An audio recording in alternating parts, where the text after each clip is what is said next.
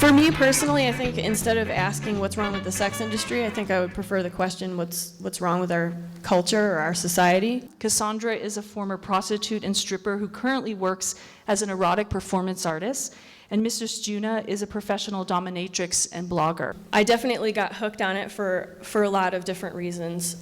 Money, of course. It was very attractive to make a lot of money in a short period of time. I got paid to exercise, so exercise was an awesome factor, which I don't do at all anymore. The nakedness was appealing to me, and not just physical, but I liked the kind of emotional nakedness of it, and it was just a more open environment than in the outside world. It was the power exchange that was just so beguiling to me.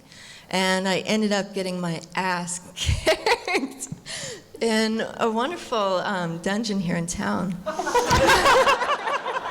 And then I met somebody who said, well, let me train you to be a pro-dom. And that's how I got into this, but I don't do sex work. So you object to the term, so what's that about? I think it's too small. I don't have sex with my clients. I don't orally stimulate them. There needs to be some sort of an expanded definition. I feel like... You mean for like the intimate kind of service work that you're doing, like therapeutic almost? Yeah, there's a therapeutic side, there's a spiritual side, there's a cathartic side of it.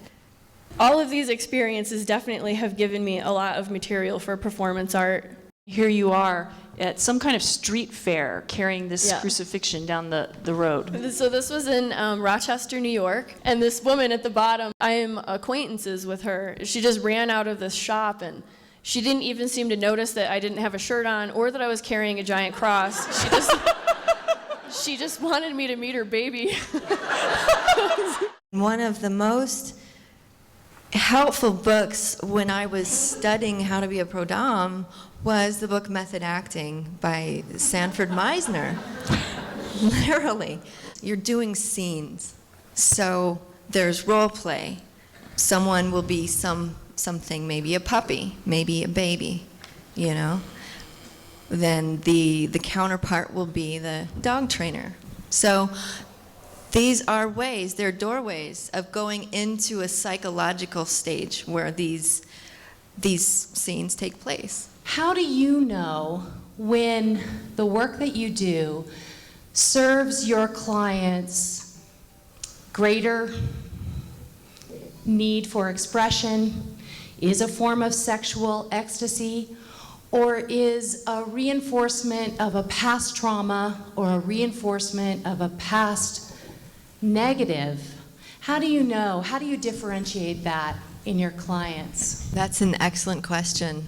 I think it's kind of impossible. I think it's not even really my role to make that decision. It's about consciousness. It's about choice. That's the difference. I work in healthcare, and I would just love to hear how you protect yourself, as a feminist. What do you do to make sure that you're okay? Like Mistress Djuna, I've never actually had heterosexual penetration type sex for money. And